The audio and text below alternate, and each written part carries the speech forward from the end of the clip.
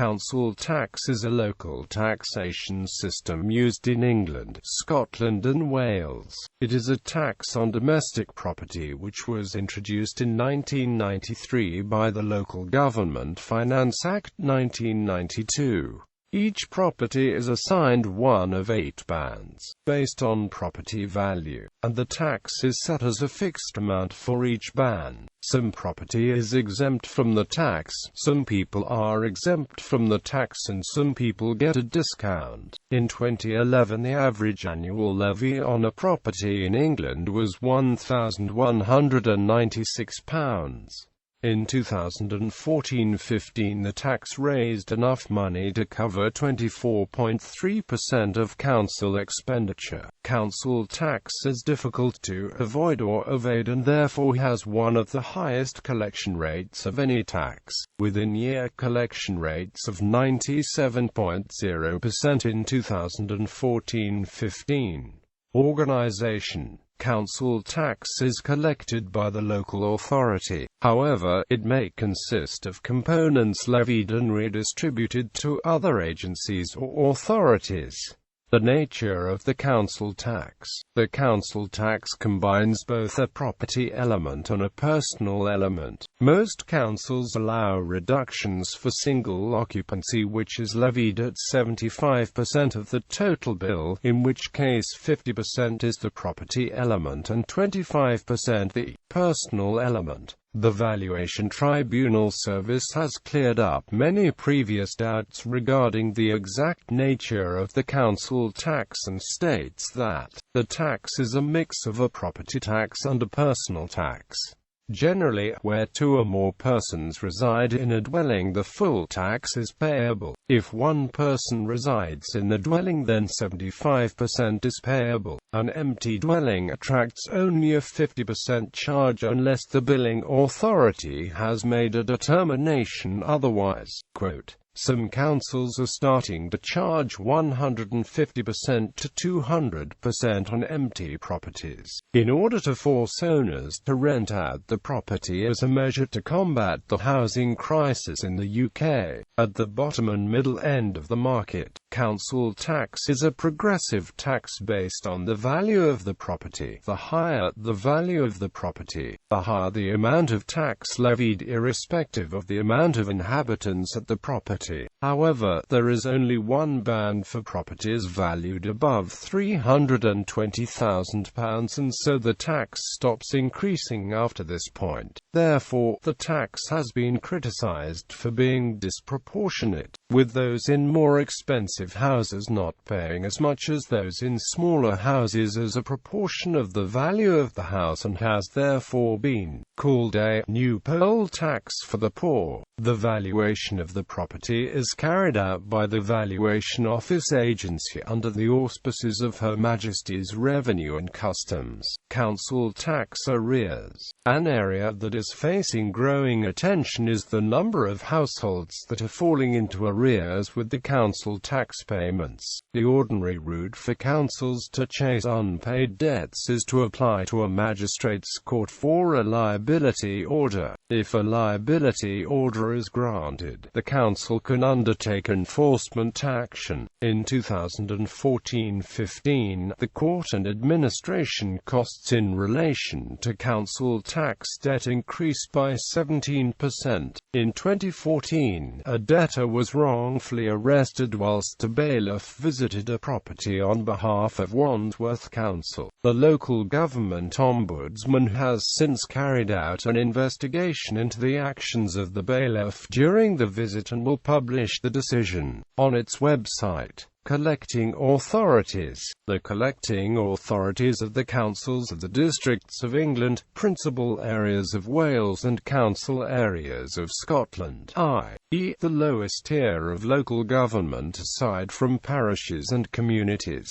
Precepting authorities. The precepting authorities are councils from other levels of local government such as a county or parish councils and other agencies. In metropolitan counties where there is no county council, the joint boards are precepting authorities. There may be precepting authorities for special purposes which cover an area as small as a few streets or as large as an entire county. These all set the precepts independently.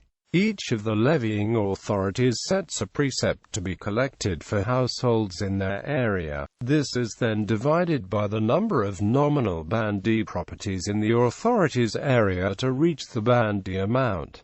Liability for the council tax. In general terms, if the owners live in the property or if the property is unoccupied, it is the owners who are responsible to pay the council tax. If tenants live in the property, it is the tenants who pay the council tax, except if the property is a house in multiple occupation, in which case the landlord pays the council tax. Most councils have ways to reduce the amount of council tax owed on a property depending on the occupant's income, age, employment status, health, being a full-time student, or if the property is unoccupied. How council tax is spent. Although it is the only tax which is set by local government in Great Britain, the council tax ostensibly contributes only a small proportion of local government revenue. The majority ostensibly comes from central government funding, either as grants, or in the form of business rates which are collected centrally and redistributed to local authorities. Councils often have to raise council tax because cuts in central government funding have left them with shortfalls, and they argue that council tax must be raised to compensate for this because it makes up such a small portion of their income in the first place. Some councils report social housing rents as income, though these are ring-fenced by law into a housing revenue account, and can only be used for maintaining the social housing stock. Similarly, many councils treat traffic fines and parking charges as if they were general income, despite the being dedicated by law to funding parking services and road maintenance. Councils also receive grants to fund housing benefit payments, but a number portray this in their council tax marketing as if it was part of the general income. The remaining income, which is often almost entirely derived from business rates and council tax, typically on a close to 50-50 basis, funds all other local government functions. The police, fire service, recycling, refuse collection, removal, council leisure centers, park and ride schemes, maintenance of parks and open spaces, street cleaning, subsidizing of public transport, tourism, museums, environmental health and food safety, planning services, support for voluntary groups, Meals on Wheels, facilities for young people, social care, adapting homes for disabled people, play centers for children, CCTV installation, sports facilities, issuing taxi licenses, flood defenses, and many others. The provision of a significant proportion of these services is stipulated by central government via statute. Local councils are obliged by law to provide these services. The remainder, however, are fairly discretionary, and are determined by the local council's whims. Since 2013, a portion of business rates has been retained locally. The remainder continues to be pooled centrally and redistributed. However, the amount redistributed to each council and retained locally is now relatively fixed, and is initially based on the historic redistribution levels. The claim, therefore, is that if a council fails to manage the local business environment well, council tax will need to rise to make up a shortfall in council income. Conversely, if they are successful managers of the local economy, providing the same expenditure on services can be achieved with lower council tax. Calculation. Each dwelling is allocated to one of 8 bands coded by letters A to H on the basis of its assumed capital value. Newly constructed properties are also assigned a nominal 1991 value. Each local authority sets a tax rate expressed as the annual levy on a Band D property inhabited by 2 liable adults. This decision automatically sets the amounts levied on all types of households and dwellings. The nominal Band D property total is calculated by adding together the number of properties in each band and multiplying by the band ratio. So 100 Band D properties will count as 100 nominal Band D properties, whereas 100 Band C properties will count as 89 nominal Band D properties. Each collecting authority then adds together the Band D amounts for their area to reach a total Band D council tax bill. To calculate the council tax for a particular property, a ratio is then applied. A Band D property will pay the full amount, whereas a Band H property will pay twice that. Note there is no upper limit for Band H. This means that in reality, someone who lives in a multi-million mansion will only pay 3 times more than someone in a bedsit which falls into Band A. Revaluation. The government had planned to revalue all properties in England in 2007, but in September 2005, it was announced that the revaluation in England would be postponed until after the next election. At the same time, the terms of reference of the Lyons inquiry were extended and the report date pushed out to December 2006. In Wales, tax bills based on the property revaluations done using 2003 prices were issued in 2005. Because of the surge in house prices over the late 1990s and early 2000s, more than a third of properties in Wales found themselves in a band higher than under the 1991 valuation. Some properties were moved up 3 or even 4 bands with consequent large increases in the amount of council tax demanded. Some properties were moved into a new band I at the top of the price range. Only 8% of properties were moved down in bands. However, a large shift of properties between bands will cause a shift in the allocation of the charge between bands, and the tax levied for each particular band will then drop, as the total amount collected will remain the same for each authority. Between the wholesale revaluations, a major change to a property can trigger a revaluation to a new estimate of the value the property would have reached if sold in 1991. If such a change would result in an increase in value, then rebanding will only take effect when the property is sold or otherwise transferred. Current bands. In England, the council tax bands are as follows. In Wales, the bands were reset on 1 April 2005 by the National Assembly for Wales based on 2003 valuations. In addition to revising the band boundaries upwards, an extra band was added. In Scotland, the current bands are rates geographic variation. Due to the different makeup of each council area, council tax rates can vary quite a bit between different local authorities, though this isn't so noticeable in parts of the country like Scotland, where Band D rates in 2011 varied from a low of £1,024 to a high of £1,230. The effect can be more pronounced in parts of England.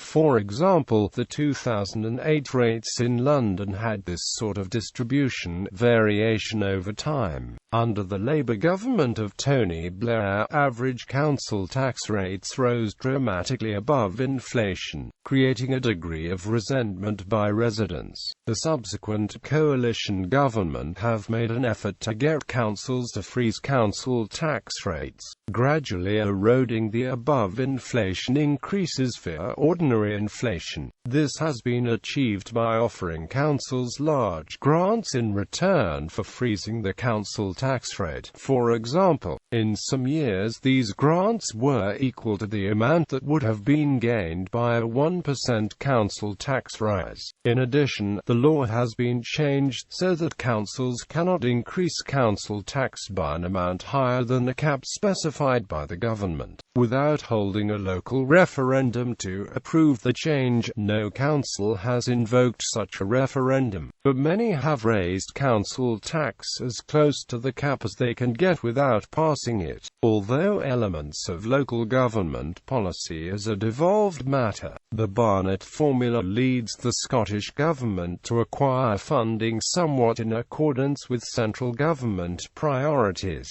Subsequently, by 2013, the Scottish government froze council tax rates for the fourth time. Reductions, exemptions. Some dwellings are automatically exempt from paying council tax. These are officially organized into a number of distinct classes. Most of these exemption classes only apply when the property is completely unoccupied. These are as follows. The remaining exemption classes apply not only when the property is unoccupied, but also when certain categories of people are living there. A dwelling occupied by a minister of any religion. Other classes existed historically. Local authorities now have the discretion to apply their own level of discount to dwellings in these former categories. However, many choose not to, and once a property has been vacant for over 2 years, they have the right to levy a surcharge of up to an additional 50% on the standard council tax rate for the property.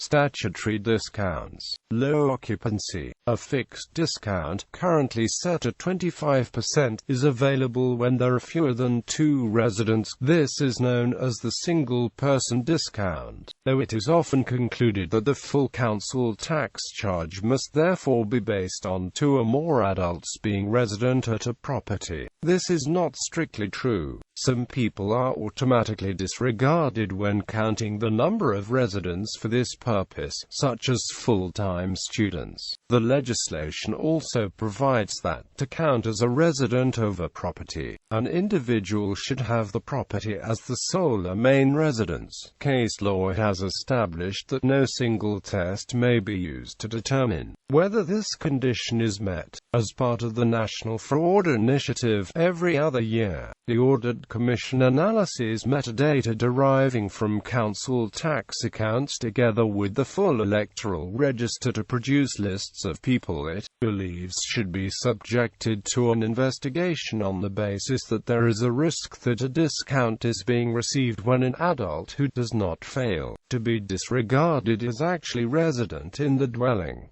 Disabled occupancy. If a property has been adapted to meet the needs of a disabled occupant, then, after applying in writing, and provided the adaptations are of a certain extent, the property will be rebanded to the band immediately below the property's normal council tax band. In effect, the dwelling is treated as if its market value has been lowered by the adaptations. Residents of properties in the lowest council tax band can receive this reduction.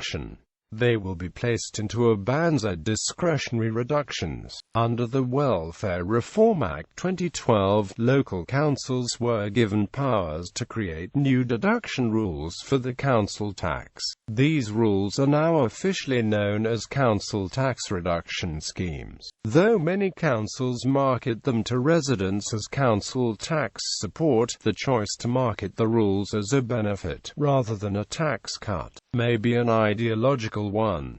These powers are restricted by the Act. The rules cannot be arbitrary, ad hoc, or targeted at specific individuals. Since these powers replace the former statutory rebate schemes, the government has also restricted the councils from increasing, by more than a certain amount, the net council tax bill for any individual who previously received a rebate. In particular, people in receipt of the guarantee credit element of pension credit must continue to receive a 100% discount. These powers took effect in April 2013.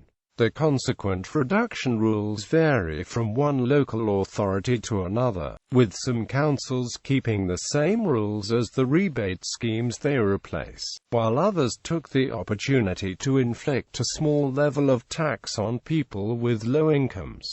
Former statutory rebates. Historically, a number of statutory council tax rebates existed. These were applied to the council tax bill in advance of the bill being delivered to the claimant, effectively creating a discount. However, this was not merely an overly bureaucratic discount. The rebate money was provided by central government, but the council tax bill it rebated was paid to the local authority. Though the funding was provided by central government, the schemes were administered by the local authority responsible for producing the relevant council tax bill. Originally using paper application forms, local authorities began to use a telephone-based application process in the last few years of the rebate schemes. Under these latter application schemes, claimants would often contact the responsible central government department,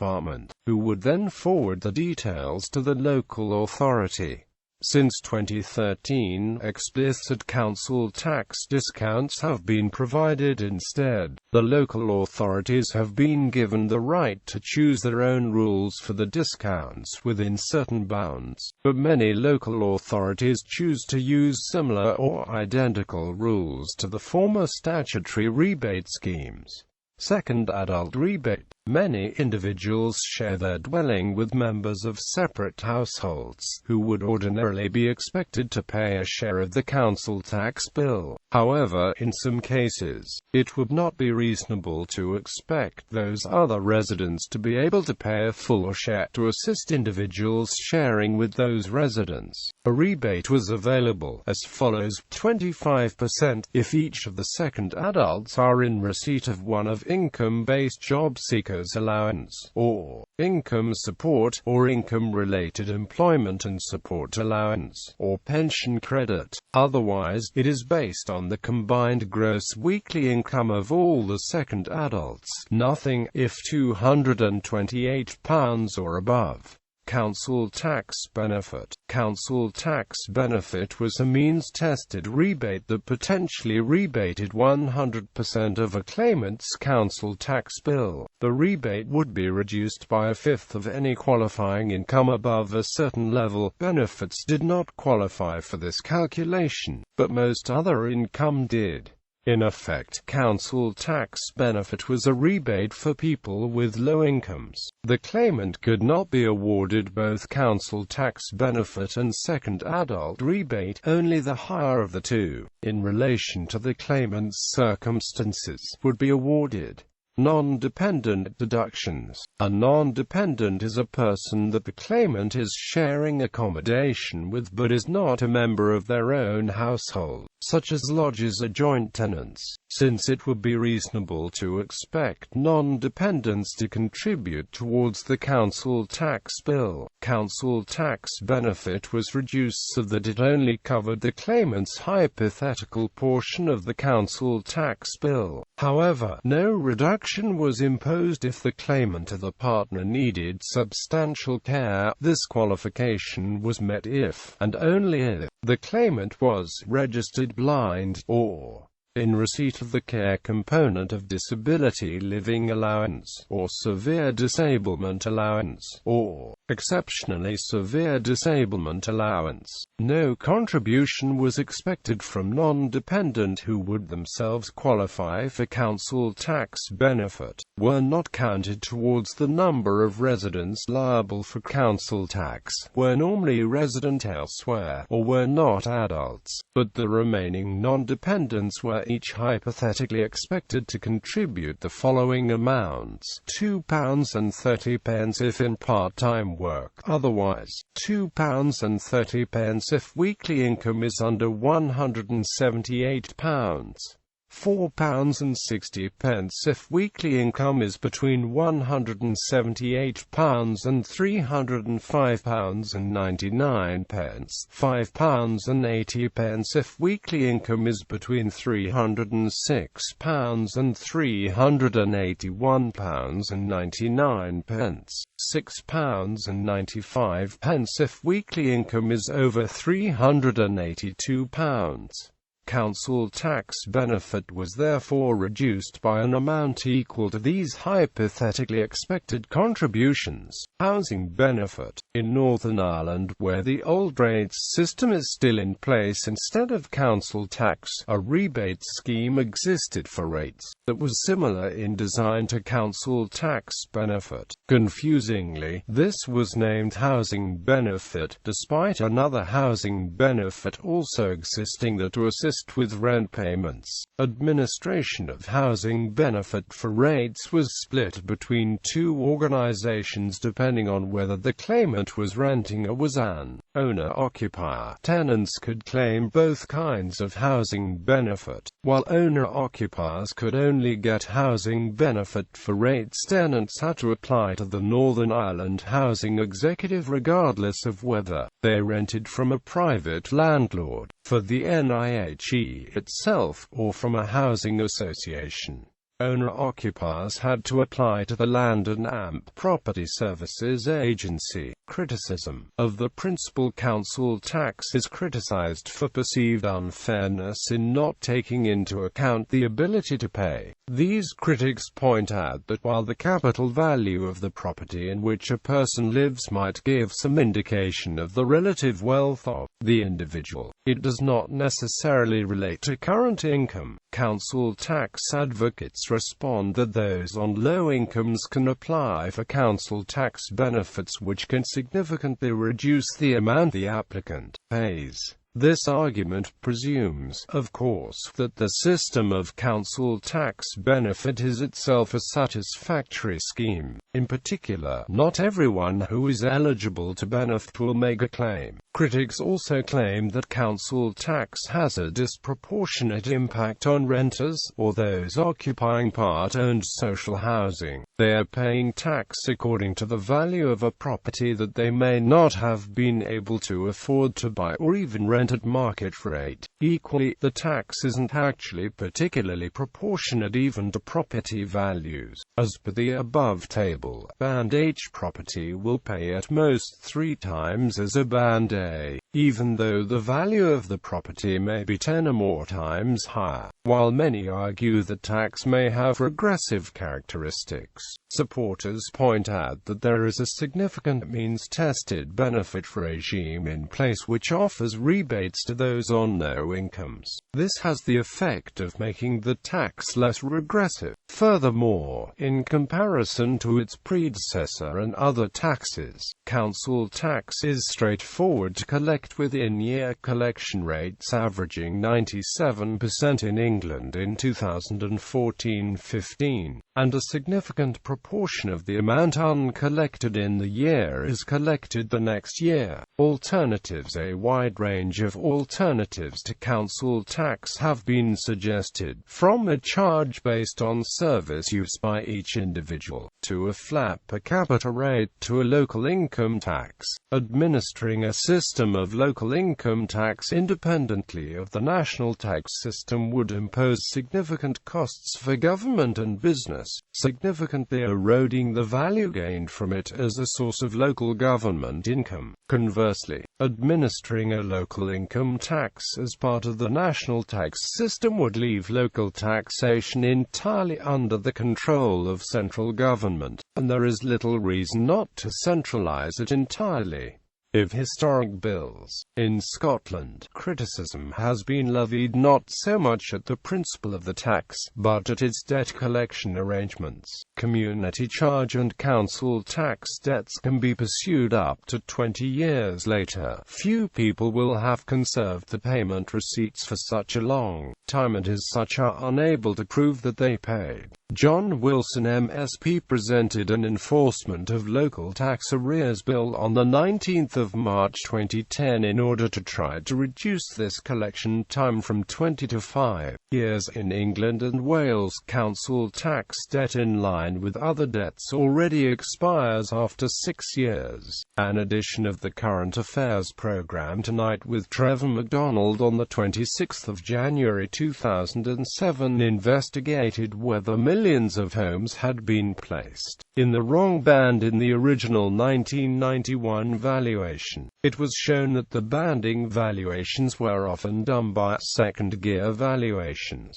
In other words, valuations were often done by driving past homes and allocating bands via a cursory external valuation. The program followed case studies of a system devised by the presenter Martin Lewis, published on his website in October 2006, who had received thousands back in back payments after appealing the band allocations. This council tax cashback system was said to have the potential to reach millions and received widespread publicity, likely to encourage people to challenge the system. There had been no information published on how many have been successful in obtaining a reduced banding until the 22nd of November 2008, when the Daily Telegraph, in a news article about the campaign by Martin Lewis, stated that in the past year 97,563 properties in England and Wales have been rebanded, with 69,695 of those downgraded.